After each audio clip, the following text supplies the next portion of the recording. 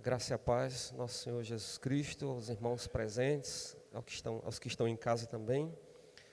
Nós louvamos a Deus por mais um momento que temos, de poder compartilhar a palavra dEle, de podermos aprender um pouco mais do Senhor nessa manhã. Eu gostaria de abrir com os irmãos a Bíblia, os irmãos possam acompanhar. Na carta de Paulo aos Filipenses, vamos entrar hoje no capítulo 2, já estamos, como o pastor falou, numa sequência de estudos e por porções da carta nós vamos estudando. E hoje nós vamos estudar o capítulo 2, versículos de 1 a 5. E tem por título esse estudo, a importância vital da unidade cristã. Filipenses 2, do 1 ao 5.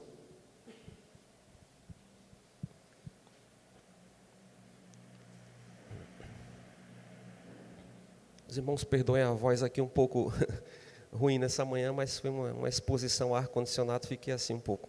Mas vai melhorando depois. Filipenses 2, do 1 ao 5, diz assim a Escritura: Se há, pois, alguma exortação em Cristo, alguma consolação de amor, alguma comunhão do Espírito, se há entranhados afetos e misericórdias, completai a minha alegria, de modo que penseis a mesma coisa, tenhais o mesmo amor, sejais unidos de alma, tendo o mesmo sentimento. Nada façais por partidarismo ou vanglória, mas por humildade, considerando cada um os outros superiores a si mesmo. Não tenha cada um em vista o que é propriamente seu, senão também cada qual o que é dos outros. Tende em vós o mesmo sentimento que houve também em Cristo Jesus. Amém? Os irmãos podem sentar.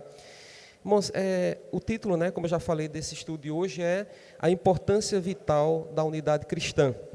E o título é interessante porque ele traz a palavra aqui vital. Vital refere-se à vida, E a gente vai tratar de um tema que é a própria vida da igreja, que é a questão da unidade, Paulo aqui escreve aos Filipenses, ele tem uma motivação para escrever para aqueles irmãos, porque estaria acontecendo algo nesse sentido na igreja de Filipos, Não é à toa que isso está na carta. Nada aqui é por acaso, nada aqui é gratuitamente.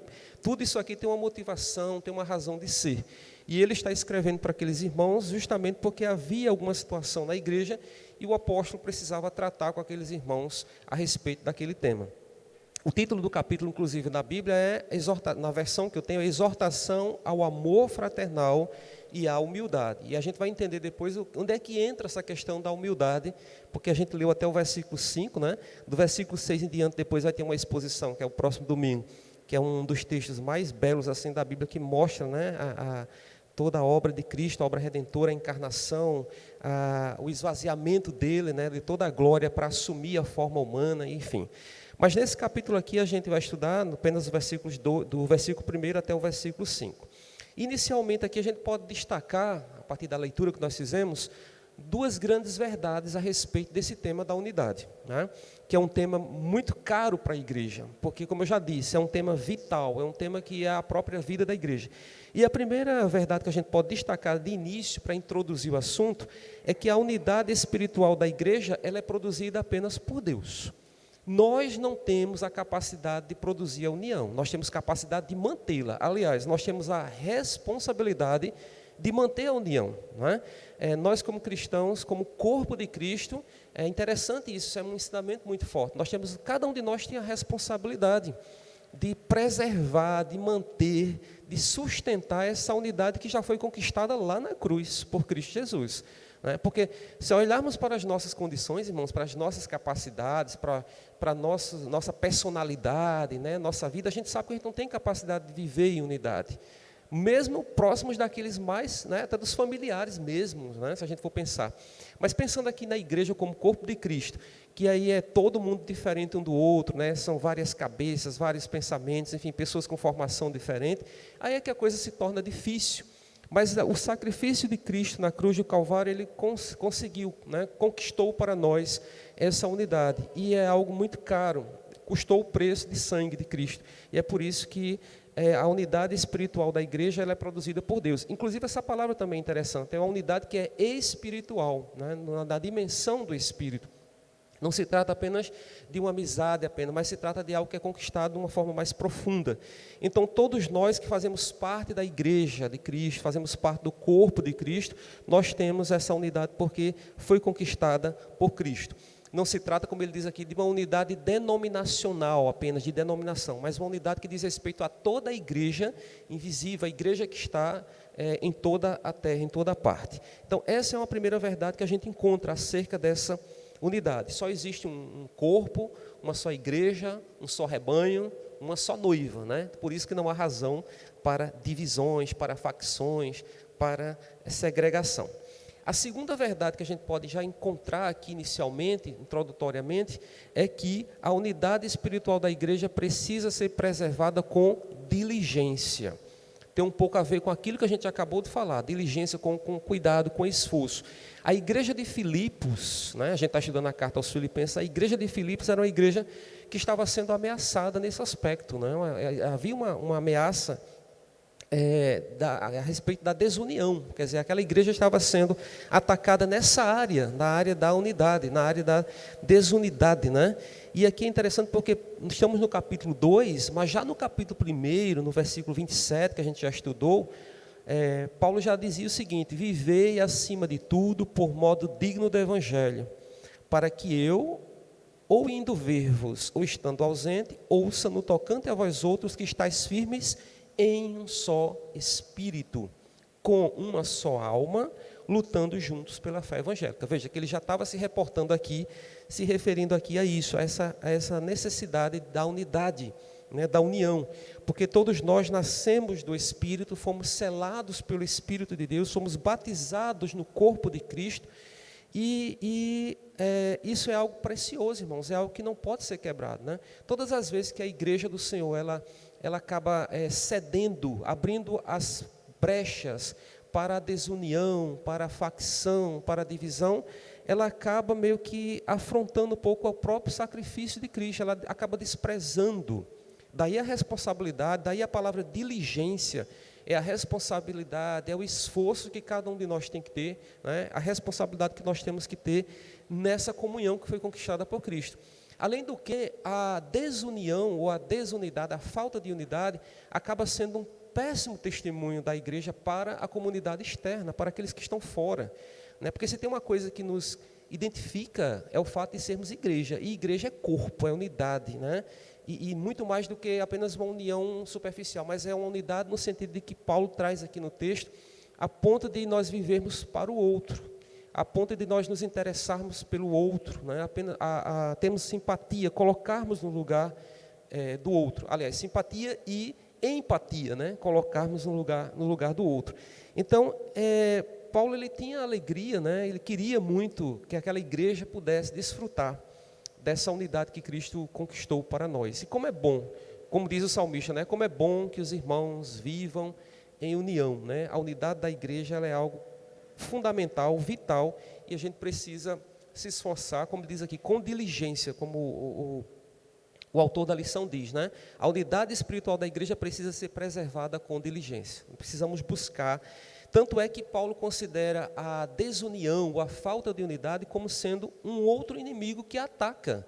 Assim como ele estava apontando aqui o mundo como sendo um inimigo hostil, um inimigo que ataca a igreja, a desunião, digamos, ou a comunidade dividida também era um problema, né? Era um ataque que a igreja sofria, que a comunidade sofria. Não existe nada pior para uma igreja do que justamente essa divisão. Aqui a gente tem aquele contexto que ele vai falar lá no capítulo 4 daquelas duas irmãs, a Evódia e a Sintique, né? Que eram duas pessoas que faziam parte da liderança da igreja. Inclusive tem um dado curioso que ele traz aqui, que a gente vê nos comentários, é que ele diz o seguinte, que havia um momento que quando o trabalho era dirigido pela irmã Evódia, os que eram do lado da irmã Sintique não iam para o trabalho, não participavam do trabalho. A mesma coisa acontecia do outro lado. Quando era outra irmã que estava conduzindo o trabalho, os outros irmãos não iam. Já pensou nisso, irmãos? Que coisa... Vamos pensar aqui, no dia que o pastor Leonardo estiver ministrando a igreja, vem uma parte. No dia que eu estiver ministrando, vem outra. Misericórdia, né? Se a gente chegar a esse ponto, é algo assim lamentável, né? E Paulo ele estava preocupado com isso, né? Como um apóstolo que tinha, né, responsável ali, fundado aquela igreja. Então, a unidade é algo muito interessante. E o texto começa com uma conjunção aqui, que é a condicional, se. E uma coisa interessante, uma chave interessante para a gente entender esse texto, é que apesar desse se estar aí indicando uma condição, né, se, pois, há alguma exortação, alguma consolação, alguma comunhão, etc., na verdade a gente lê esse se aí, é uma chave de leitura interessante, como algo como visto que, uma vez que, não como uma condição, como uma dúvida, né, que parece que é uma dúvida, se há alguma coisa, parece que Paulo está duvidando, se existe alguma coisa desse sentido, completai a minha alegria. Não, não é no sentido de uma dúvida, de uma hipótese, mas ele está colocando isso como uma verdade já. Visto que, uma vez que há exortação em Cristo, há alguma consolação, que há alguma comunhão e que há afetos e misericórdias, uma vez que existe tudo isso em vocês, completem a minha alegria, né? Me dê a alegria de poder realmente transbordar de alegria ao saber que vocês estão vivendo, ou que vocês devem viver essa unidade. Então é nesse sentido que ele começa aqui. Bom, mas antes de prosseguir, apenas foi a título de introdução essas duas verdades que a gente destaca sobre a unidade da igreja. A primeira é que essa unidade é produzida por Deus, que nós não temos essa condição. A gente pode manter, mas não produzir. E segundo, é que essa unidade ela precisa ser preservada. Uma vez conquistada, essa unidade precisa ser preservada. E em seguida aqui do texto, né, nós vamos ver que Paulo vai ensinar sobre esse tema, que é fundamental, que é capital, que é importante demais para a Igreja de Cristo em todos os tempos. Quando eu estava meditando nesse texto, eu estava pensando nisso, né? Quer dizer, todas as vezes que a gente abre a Bíblia, irmãos, e olha para a palavra de Deus e vê que foi escrita há não sei quantos séculos atrás, a gente pode ser tentado a pensar que é algo que ficou para trás. Não, isso aqui existia lá na igreja daquela época, isso não é nossa, não é assim. Na realidade, o coração humano é o mesmo desde quando a gente olha para o Gênesis e vê o primeiro assassinato ali já acontecendo com os dois irmãos dentro de uma família, a gente para e observa como o coração humano, né, depois da queda, é um coração corrompido. Porque os dois irmãos, o primeiro assassinato já está registrado ali. Então, a palavra de Deus ela é para todos os tempos, ela é atemporal, ela tem ensinamentos para todos os momentos, para todas as épocas, todas as culturas, todas as gentes do mundo, né, da terra.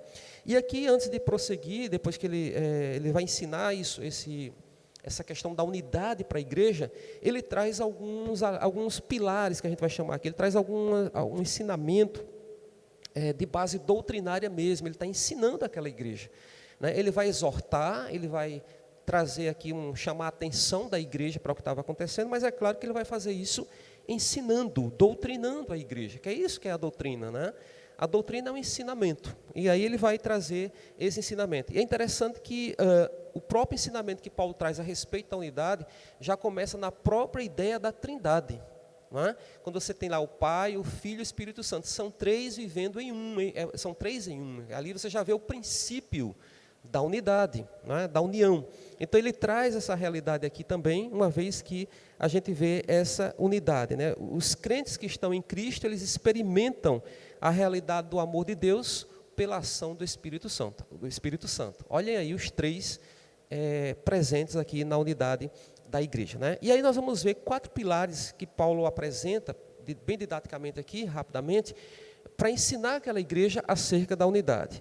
E ele vai falar aqui no versículo 1 de exortação. Visto que há, ou uma vez que há alguma exortação em Cristo, ele vai falar de 4 pilares: a exortação em Cristo, consolação de amor, comunhão do Espírito e entranhados afetos e misericórdias. Vamos passar rapidamente por cada um deles. O primeiro, a exortação de Cristo, ou a exortação em Cristo. Né? E o que ele vai trazer para nós aqui, vai nos ensinar, é que não se pode andar desunido com o semelhante e ao mesmo tempo estar unido em Cristo. Ou seja, é um contrassenso, é uma contradição. Né? Eu estar dizendo que eu estou andando, eu andar, ter uma vida em que eu não considere, não estou andando com o meu semelhante, e ao mesmo tempo eu dizer que eu estou em Cristo Jesus. Então, ele vai apontar aqui uma contradição. Né? Não existe essa possibilidade. Ninguém pode viver na atmosfera de Cristo, né? E viver ao mesmo tempo com o coração odiando seu irmão, né? ou tendo algum desafeto com seu irmão. Isso não bate, não combina, como ele diz aqui, não é algo contraditório. Então ele vai trazer esse primeiro pilar, né, da unidade cristã, da igreja. Né? O segundo pilar que ele apresenta aqui, está no versículo 1 ainda, é a consolação do amor. Consolação do amor, né? Paulo ele vai conclamar aqueles irmãos, vai apelar, vai motivar aqueles irmãos para que eles vivam em harmonia, né? E o exemplo de amor que ele vai trazer aqui é o maior exemplo, o mais sublime que se pode ter, que é o amor de Cristo pela igreja. Cristo amou a igreja, né, de tal forma. Então Paulo vai trazer a luz, a mente daqueles irmãos, vai mostrar, olha meus irmãos, vocês precisam atentar, observar para o mais alto padrão de amor que nós temos, que é o amor de Cristo pela igreja, que nos amou ainda sendo pecadores, né? É interessante que a gente, quando está estudando as cartas paulinas, a gente vê uma unidade também, né, a ponto de a gente achar que a gente está se repetindo, porque quando a gente vê alguns textos, isso aqui já está em Romanos, isso aqui está em Coríntios, porque realmente é a unidade do pensamento, da doutrina, do ensinamento. Então, o amor da igreja, o amor do Senhor, né, que o Senhor da igreja nutre por ela, deve motivar-nos a viver de forma digna, né, de viver dignamente. E aqui Paulo tem visto esse amor de Deus que se expressou pela igreja, né? Mas também ele vai trazer um dado interessante, é que esse amor, né, que ele vai conclamar aqui, essa consolação do amor, não se trata apenas de amar os que nos amam, que é mais fácil, convenhamos. É muito mais fácil ter amor, manifestar amor por aqueles que nos amam, né, do que por aqueles que nos perseguem, que nos caluniam, daqueles que pisam no nosso pé, daqueles que nos perturbam, daqueles que estão, de certa forma, nos perseguindo. E ele vai dizer, não, esse amor, né, é o exemplo de amor. E aí é que está, irmãos, a gente olha para isso e diz, bom, mas eu não tenho essa condição. E aí ele nos chama a olhar para Cristo. Tanto é que o texto depois, vai ver na lição seguinte, vai trazer como exemplo Cristo, né, o exemplo de Cristo na humilhação, né, que se esvaziou da sua glória e assumiu a forma humana, né, e nos amou, como diz também lá em João, amou o mundo de tal modo, de tal forma, de tal maneira. Aí vem a consequência, que deu seu filho, né?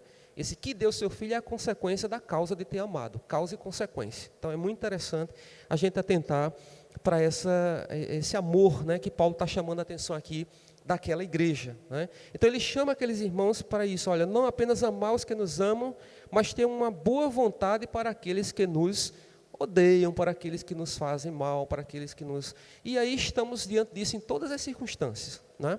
Na sociedade a gente tem aí, na família às vezes acontece isso, na vizinhança, no trabalho, às vezes dentro da própria igreja também, porque não acontece, né? E aí Paulo conclama aqueles irmãos a isso. Um outro pilar que ele apresenta aí, no versículo 1 ainda, é a comunhão do Espírito, comunhão do Espírito. E aí, irmãos, é interessante, porque o Espírito Santo é quem promove, é quem produz a nossa comunhão com Deus e, consequentemente, também a nossa comunhão com os irmãos. O Espírito Santo ele é o unificador, né? Ele é o princípio unificador na igreja local, na igreja como aqui a gente convive, né? Pensando aqui na igreja, a segunda igreja evangélica congregacional de João Pessoa, que tem a igreja invisível, a igreja que está em toda a terra, em toda a parte, mas também nós temos a igreja local, é essa comunidade no bairro dos Novais, onde nós nos ajuntamos como comunidade para glorificarmos a Deus, adorarmos a Deus, ajudarmos uns aos outros, né, e vivermos em comunidade. Então, o Espírito Santo de Deus é quem promove essa unidade. E se não é Ele quem está na comunidade, quem está em nosso meio, não tenhamos dúvida, não há condição de união. Se o Espírito Santo de Deus habitando entre nós, muitas vezes, às vezes causamos, né, e provocamos algum momento de ruptura, algum momento de desunião, algum momento de alguma desavença, né? Porque isso acontece, afinal nós estamos ainda no corpo corrompido, na carne, né? Imagine se não é o Espírito Santo atuando na igreja, produzindo o amor um pelos outros. Então, irmãos, é inviável. Na verdade, isso não tem a menor condição de acontecer se não é o Espírito Santo. Até porque tem uma coisa muito interessante que Paulo já nos ensina em Gálatas, que o amor é um fruto do Espírito. Então, se é fruto do Espírito, o Espírito Santo de Deus é que é responsável por gerar em nós esse vínculo, essa unidade em Cristo Jesus. Onde o Espírito Santo reina, existe amor, porque o amor é fruto do Espírito, né? Então, essa é uma verdade, uma doutrina que Paulo traz aqui, logo no primeiro versículo, muito interessante. A comunhão do Espírito. E o último pilar que ele traz aqui é bem interessante, porque ele chama de entranhados afetos e misericórdias. E a palavra entranhados vai remeter para entranhas. Entranhas significa algo profundo, algo que está dentro do nosso ser, né?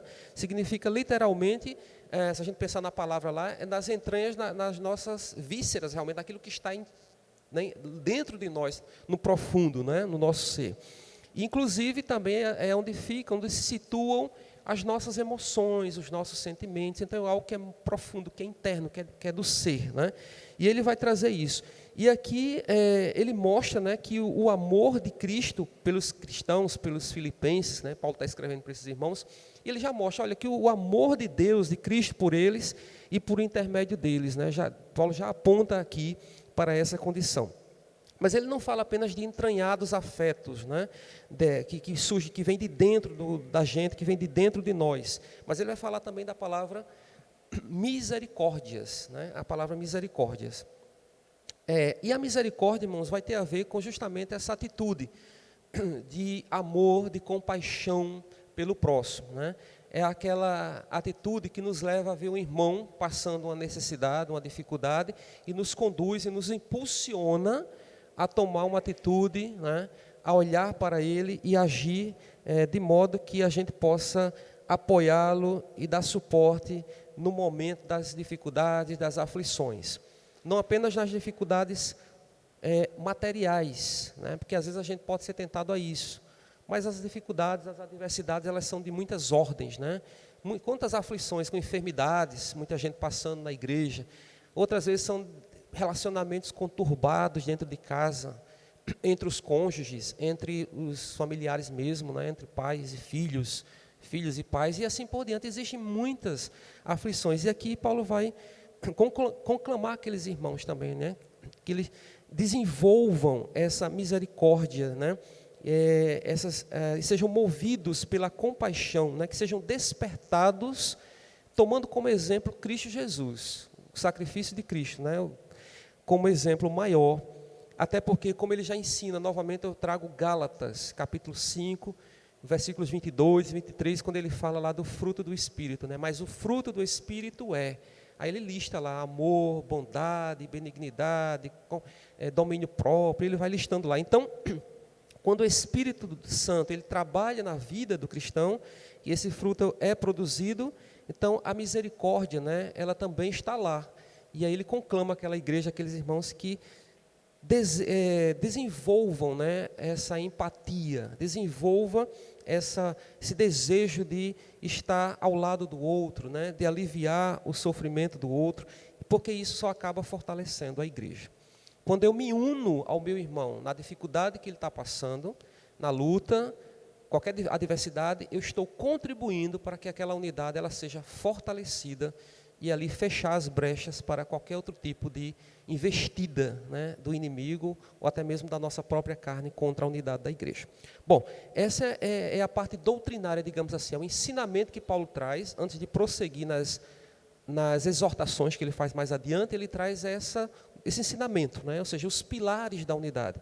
A exortação em Cristo, a consolação do amor, a comunhão do Espírito e os entranhados afetos e misericórdias produzidos por Deus, né, em Cristo Jesus nas nossas vidas, de forma que a gente tenha essa condição de dar suporte, de apoiar o outro nas suas necessidades.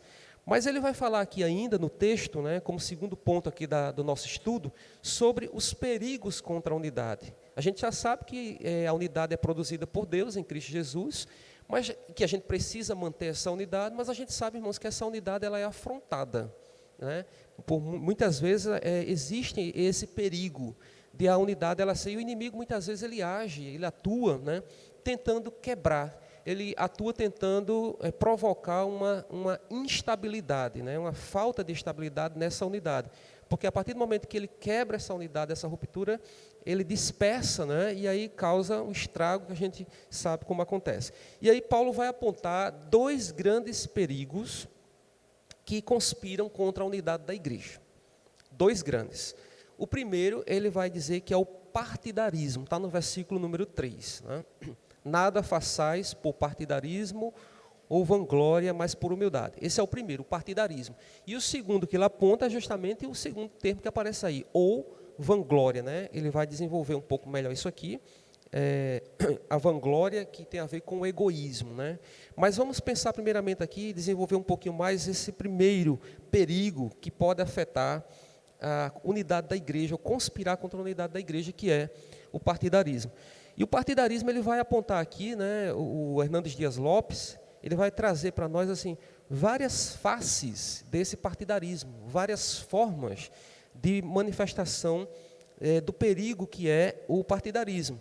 E aí, claro que ele vai ir para outros textos também, aqui mesmo na própria carta de Filipenses, ele vai mostrando quais são esses perigos.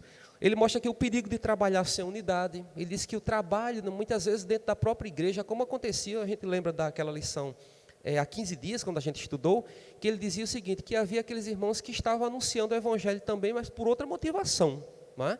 Que existiam motivações erradas, mas o evangelho, o que importa é que o evangelho estivesse sendo anunciado. E aí é justamente esse momento que ele mostra, né, quando muitas vezes aquele evangelho ele era proclamado por motivações erradas, e aí ele vai chamar a atenção disso. Nada façais por partidarismo. Então, o perigo de trabalhar sem unidade.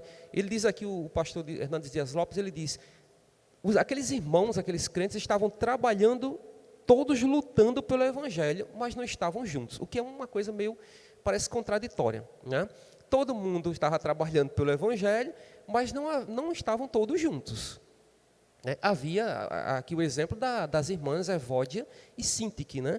Então, vejam, muitas vezes o fato de se estar trabalhando, né, dentro da própria igreja, dentro da própria comunidade, não significa dizer muitas vezes que haja unidade. E aí é onde a gente precisa vigiar e ter essa atenção, para que todos nós que estamos aqui na igreja, na comunidade, na igreja do Senhor primeiramente, como corpo, e depois na igreja local, trabalhando, é preciso que a gente monitore e que a gente vigie para saber se todos nós estamos realmente trabalhando juntos pela fé evangélica, como ele diz no versículo 27, né? Todos juntos lutando pela fé, mas todos unidos no mesmo propósito, no mesmo sentimento, né? Na mesma alma, como ele diz aqui também.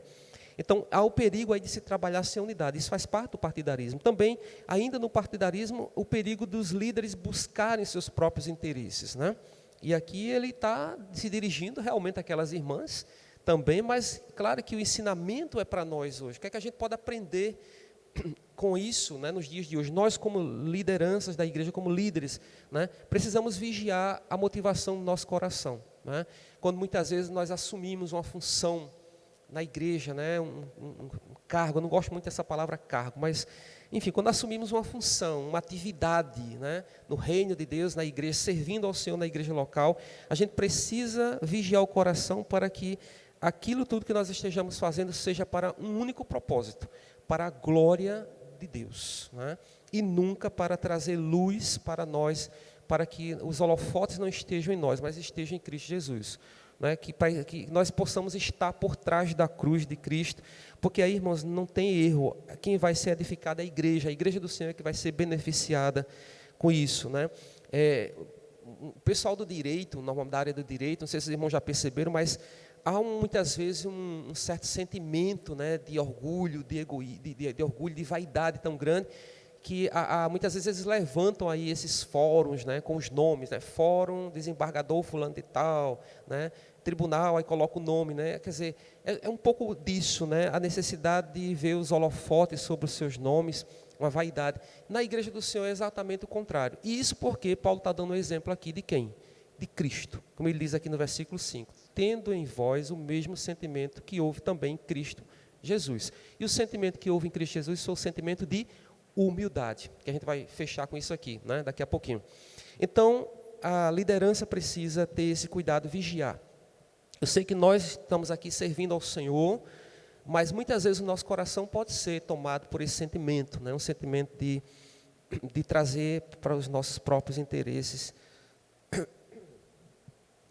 Também ele fala aqui de outro perigo que pode ameaçar a unidade da igreja, que é o perigo dos falsos mestres, que se infiltram dentro da igreja, e aí isso acaba causando uma divisão, quebrando a unidade da igreja, né? Ele vai falar um pouco sobre isso, sobre os falsos mestres, sobre as heresias, né? Quantas igrejas muitas vezes são assoladas, né? Está ali a unidade, todos no mesmo pensamento, na mesma unidade, e de repente alguém vem com um ensinamento falso e ali acaba causando a divisão, e aí um grupo segue aquele ensinamento, outro grupo segue outro, e aí está feita né, toda a situação complicada. E Paulo está escrevendo isso aqui, irmãos, porque existia um grupo que estava entrando naquela igreja de Filipos, que era o grupo dos judaizantes. Pelo próprio nome, os irmãos já dão para entender o que é, né? Judaizante remete para judaísmo, remete para a religião judaica, remete para um grupo de pessoas que estavam, de certa forma, desacreditando o apostolado de Paulo. Estavam colocando em xeque o apostolado dele, mas não por isso, só por isso, mas estavam ensinando que as pessoas, para serem salvas, elas precisavam de uma coisa, e não era só de Jesus Cristo. Eles estavam ensinando que aqueles irmãos, para serem salvos, precisavam voltar a um ritual chamado circuncisão. Não é? E olha o perigo dessa doutrina, né, que estava infiltrando ali na igreja. Olha, vocês precisam ainda cumprir um rito aqui, que é o rito da circuncisão. E dessa forma, irmãos, ao propor a circuncisão, estavam negando a suficiência de Cristo.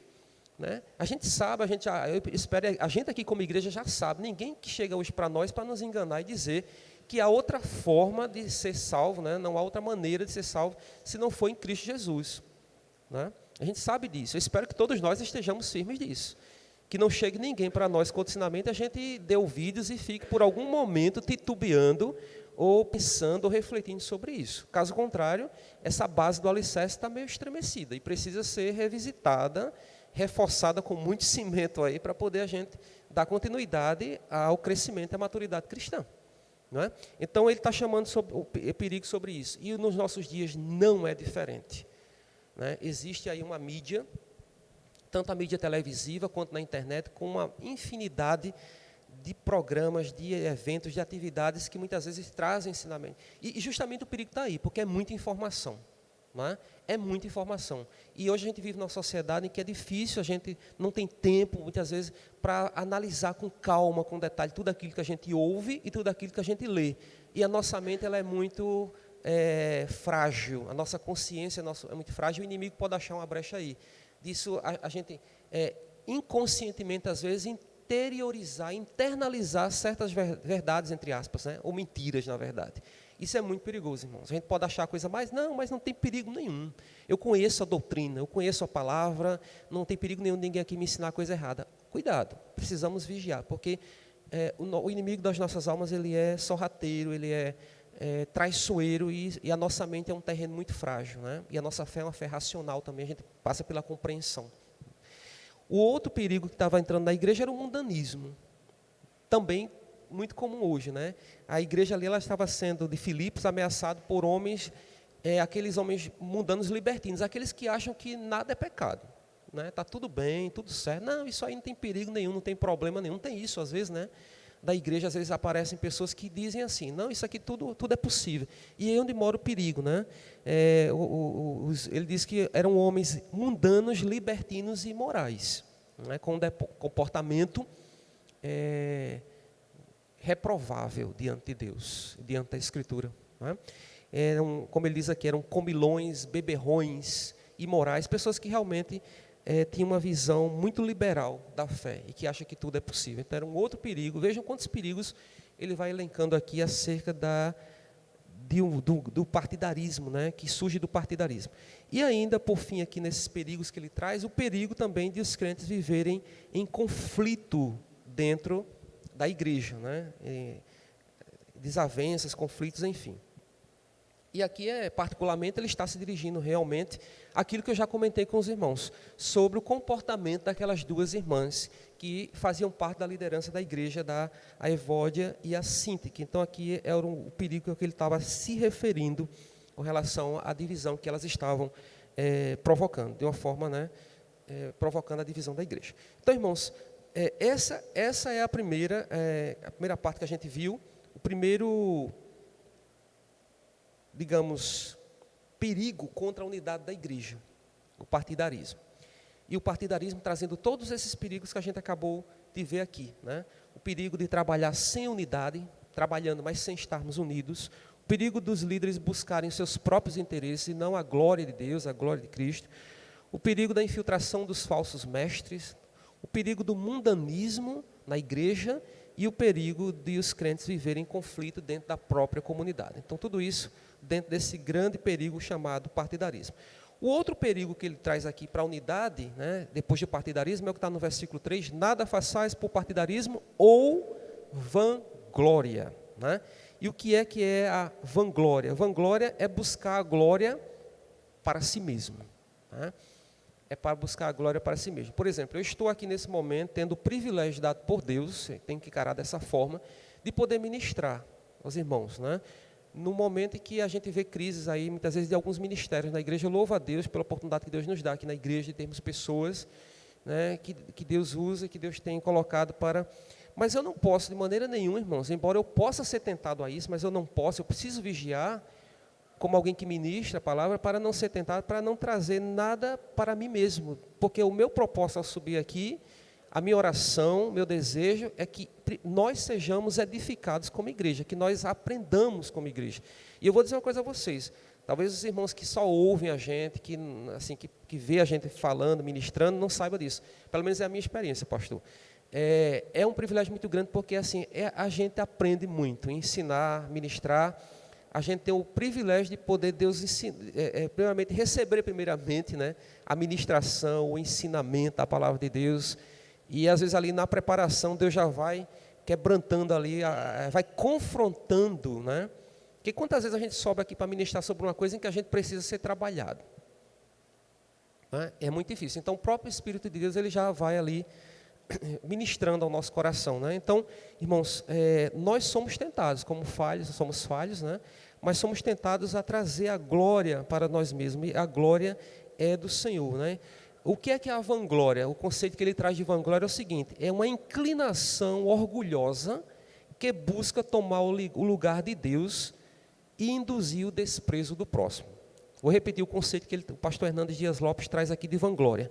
Uma inclinação orgulhosa que busca tomar o lugar de Deus e induzir o desprezo do próximo. Então veja como é algo letal, fatal para a unidade da igreja, quando eu me preocupo apenas comigo mesmo, quando eu tiro a glória que é de Deus e trago sobre mim, quando eu jogo o holofote para cima de mim, não para Deus, o holofote é o foco de luz, né? Quando eu projeto ali, e não para Deus e para mim, e por consequência disso, induzo o desprezo do próximo, porque eu estou focado em mim, né? Estou focado nos meus, na minha própria glória. Então, lendo esse texto, né, a gente vê como Paulo estava realmente preocupado, numa situação difícil que aquela igreja estava realmente passando, nesse aspecto, e ele está ensinando aquela igreja. Irmãos, temos que vigiar com a questão da vanglória. Os filipenses estavam causando discórdia por causa das suas atitudes, por causa das suas ações, e eles desejavam um reconhecimento pessoal, né? Havia uma ambição pessoal, e isso estava causando essa divisão, né? E aí é o perigo que estava acontecendo na igreja. Consequentemente, estavam também desprezando os irmãos, porque a partir do momento que eu estou interessado em mim, trazendo a vanglória, eu estou automaticamente desprezando os demais, né? Colocando os outros nesse outro lugar aí. E aí, diante disso, né, dentro do que nós vimos aqui, esses dois perigos grandes, o partidarismo e a vanglória, no versículo 2 a gente vai ver ainda que Paulo traz o imperativo da unidade. Ele vai mostrar que depois de ter apresentado a doutrina, né, sobre a unidade, depois de apresentar os perigos, que ele mostra no versículo 3, ele mostra aqui que a unidade é uma ordem, é um imperativo, é uma necessidade vital que a igreja tem. Veja que Paulo está preso quando ele escreve essa carta. Paulo está algemado. Paulo poderia estar preocupado com a situação dele. Estava ali no martírio, sofrendo o martírio, mas Paulo está preocupado com a igreja. Poderia ali estar preocupado com a sua situação. O que é que vai ser da minha vida? Né? Como é que vai ser? Eu estou preso, algemado, eu vou morrer, né? Eu vou morrer, eu não vou morrer, enfim. Ele poderia, como nós muitas vezes fazemos, quando nós estamos nos nossos problemas, nas nossas dificuldades, e aí é um desafio para nós, é gastar toda a energia, todo o tempo que a gente tem nos nossos problemas, nas nossas dificuldades, né? Há quem diga até assim, não consigo pensar em nada mais não, aqui eu estou aqui focado no meu problema, aqui na minha dificuldade, eu estou sofrendo, eu estou passando dificuldade. E Paulo dá esse ensinamento, nos traz esse ensinamento aqui para nós, dessa preocupação com a igreja. Ele está aqui preso, algemado, sendo martirizado, mas ele ainda não estava completamente alegre, Porque essa carta, a gente já disse aqui em algumas lições anteriores, que é a carta da alegria. E a alegria é mencionada aqui várias vezes. Mas ele diz no versículo 2, completai a minha alegria. O cálice da alegria dele não estava transbordando, não estava ainda derramando.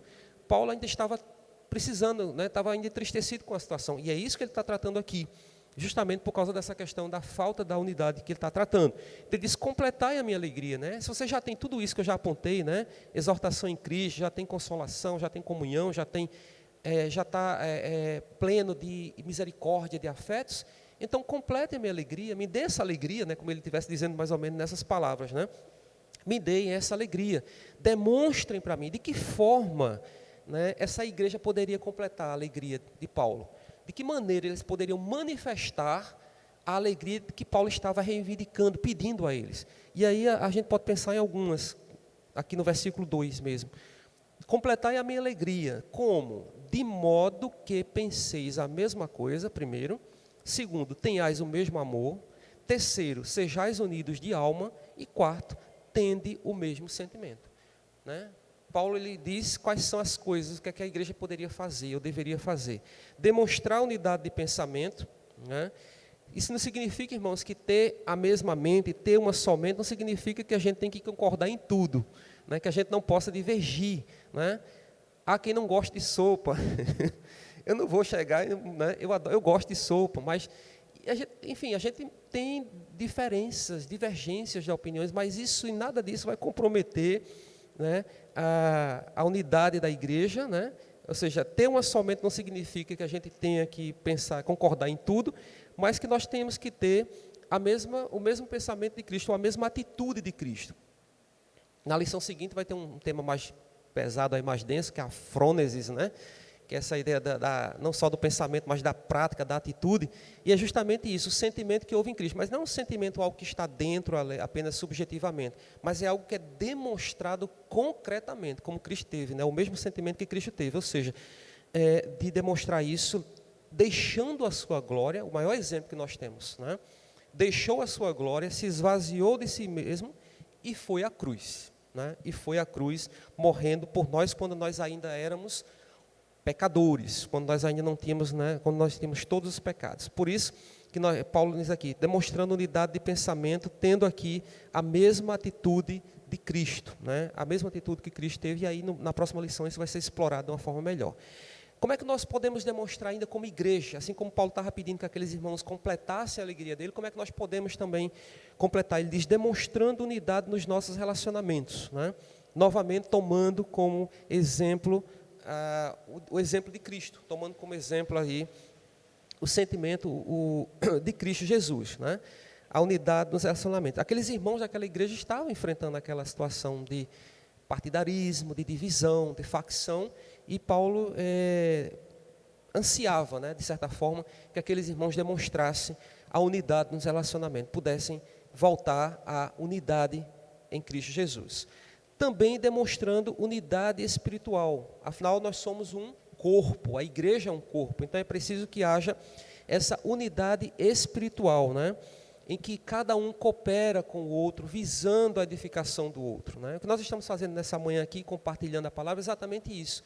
Um culto, por exemplo, para mim é um exemplo magnífico de como nós estamos num ajuntamento ali, em que há orações, há um louvor em que a gente edifica, né, pela palavra cantada. Há o momento das ofertas em que a gente oferece a Deus aquilo que Deus nos deu em abundância, a gente também oferece ali. Há o momento da pregação, da exposição em que a gente é alimentado pela palavra. Há o momento da própria unidade de ver uns aos outros, de convivermos, de sentarmos ali, de compartilharmos as nossas dificuldades, nossas vidas, nossa situação. Um pergunta para o outro como é que vai a família, como é que vai o trabalho. E é isso, irmãos, é a vida em comunidade. Então, era isso que Paulo ansiava, né? A unidade nos relacionamentos. E também a unidade de sentimento, como ele diz aqui, tende o mesmo sentimento, né? Que aí, novamente, remete para essa ideia de buscar a glória de Deus, e de forma que não haja na igreja nenhum tipo de disputa, né, de ordem nenhuma, de situação nenhuma, briga nenhuma. Às vezes, até mesmo questões que ele coloca, o pastor traz aqui exemplos, né, de brigas por cargos, né, na igreja. Às vezes acontece isso, é uma coisa meio estranha. As pessoas brigando por algum lugar, algum espaço ali para ocupar dentro da igreja. Né, e isso acaba trazendo só a desunidade, né? Então ele diz que nós não somos competidores, nós somos cooperadores. Essa máquina, essa engrenagem, ela funciona assim, todas as peças trabalhando juntas, e a máquina vai funcionando, vai trabalhando e vai produzindo o efeito desejado, né? É a mesma coisa o corpo, né? Todos os membros ali juntos trabalhando para que esse corpo seja saudável, um corpo que frutifique, que produza, né? E finalizando, irmãos, aqui, então, quando ele traz esse imperativo, né, da unidade, essa necessidade, é uma ordem à unidade da igreja, ele vai dizer qual é a virtude, então, que promove essa unidade, ou seja, de que maneira, de que forma essa unidade ela pode ser presente na realidade da igreja. E aí ele vai trazer como sentimento, como virtude dessa unidade, a humildade. Veja o que diz o versículo 5. Tende em vós o mesmo sentimento que houve também em Cristo Jesus. E aí ele vai demonstrar qual foi o sentimento que teve em Cristo Jesus. Porque ele não julgou como usurpação ser igual a Deus, né? Isso vai ser desenvolvido na aula seguinte. Ele se esvaziou a si mesmo, assumiu a forma de servo, né? Deixou a glória dele, tornando-se semelhança de homens, foi reconhecido em figura humana, e no 8 diz, e a si mesmo se humilhou, tornando-se obediente até a morte, e a morte de cruz. Então, esse é o exemplo que a virtude que é responsável, que estabelece a unidade da igreja, né? É o remédio aqui para todos os males que atacam a unidade da igreja. E no cristianismo, irmãos, a humildade ela é um sentimento, ela é uma virtude nobre. Aí tem vários textos que não vai dar tempo, gente, mas só para os irmãos quiserem lembrar, Provérbios vai falar sobre isso, capítulo 3, versículo 34, só uma referência aqui, Salomão, né? Provérbios, capítulo 33, aliás, 3, e versículo 34, ele diz o seguinte, certamente ele escarnece dos escarnecedores, né? Mas dá graça aos humildes, né? Tiago também vai falar sobre a humildade.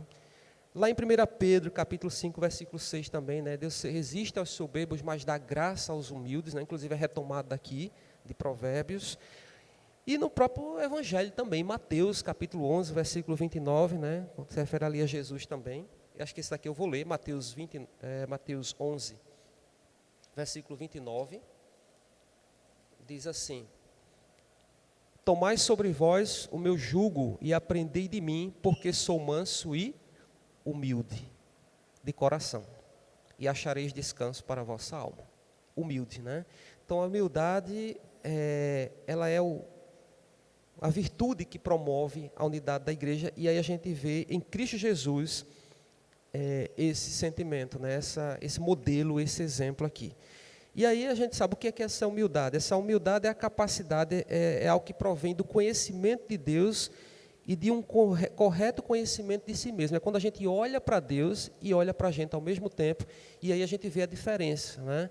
A gente olha para Deus, Deus Todo-Poderoso, Onisciente, Deus soberano, e a gente olha para a nossa condição humana, uma condição frágil, vulnerável, de pecador, como Paulo fez várias vezes, né? Eu sou o pior, acho que é assim que ele diz, o maior, aliás, dos pecadores, né? Sou o maior dos pecadores.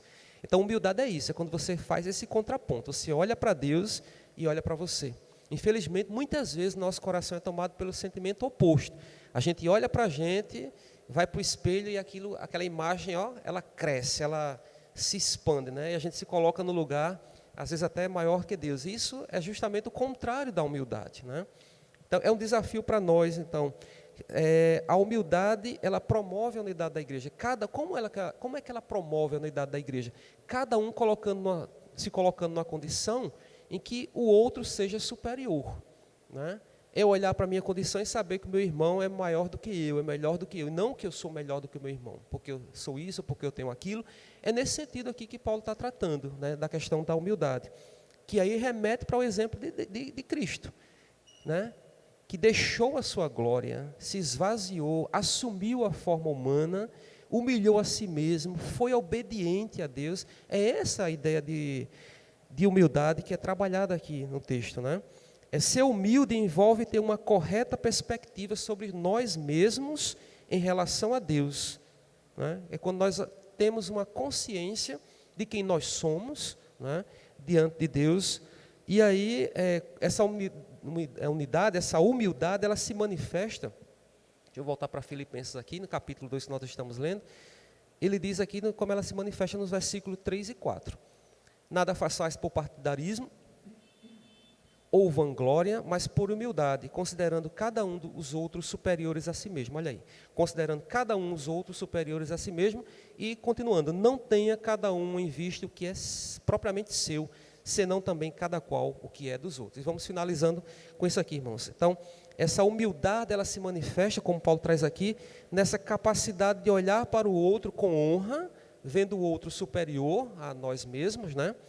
E também se manifesta na capacidade de buscar o interesse do outro com a maior alegria, com a maior solicitude possível, né?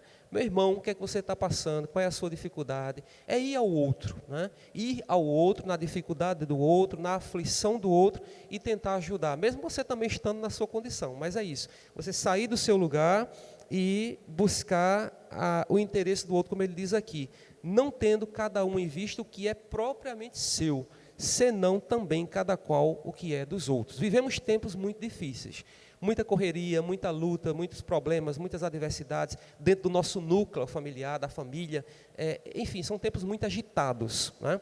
Mas aqui nós temos um desafio na contramão, na contracultura desse mundo que nós vivemos, que é de pensar no outro, né? A alteridade é uma palavra que eu gosto muito, o alter, né? Existe o ego e existe o alter, que é o outro, né? Então, ir até o outro, e essa ideia é o princípio de comunidade.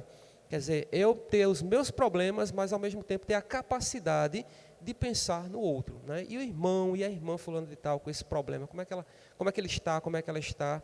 E aí, irmãos, é uma aprendizagem, é um exercício, né, que a gente tem que fazer cotidianamente.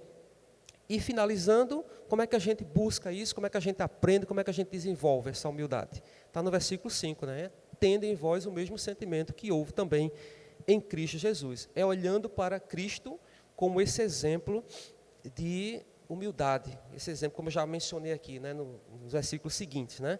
Esse exemplo de alguém que foi à cruz, que abandonou a sua condição, né, assumiu a forma de servo, esvaziou-se a si mesmo, né, e assumiu essa condição, né, e foi obediente até a morte e morte de cruz. Então, meus irmãos, que Deus nos ajude, né, que Ele nos capacite, que o Espírito Santo dEle nos capacite, né, a cada dia a buscarmos, né, com base naquilo que nós já aprendemos na doutrina sobre a unidade, né, a gente já compreende, já sabe,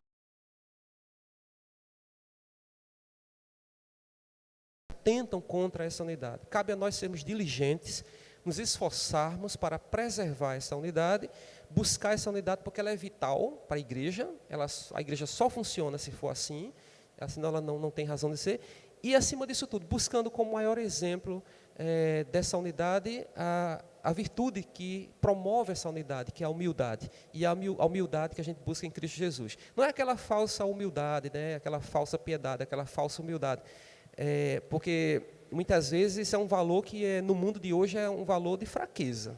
Você ser humilde, considerar o outro superior, né?